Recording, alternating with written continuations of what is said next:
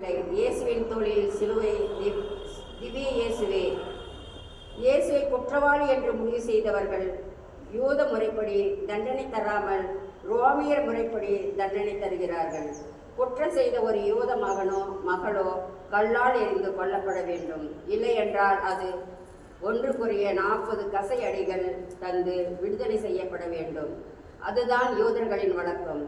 இதில் எதுவுமே இயேசுவுக்கு தரவில்லை. அநீத தீர்ப்பு கொடுத்து ரோமியர்கள் கள்வர்களுக்கு தரும் தண்டனை சிலுவை மரணம். அதை இயேசுவுக்கு தருகிறார்கள். என்ன நீதி இது! சட்டம் தெரிந்த மறைநூல் அறிஞர் எங்கே? பரிசேயர்கள் எங்கே? அநீதிக்கு எதிராக போராடி நிறைய நேரங்களில் நீதி தோற்று போகிறது என்பது இயேசுவின் வாழ்வில் நிஜமாகிறது. சுமப்பது என்பது அன்றாடம் நாம் பழகிவிட்ட ஒன்று.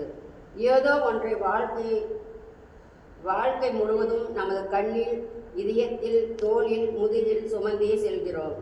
சுமைக்கின்ற சுமை சுவையாக இருந்தால் நடக்கின்ற நடை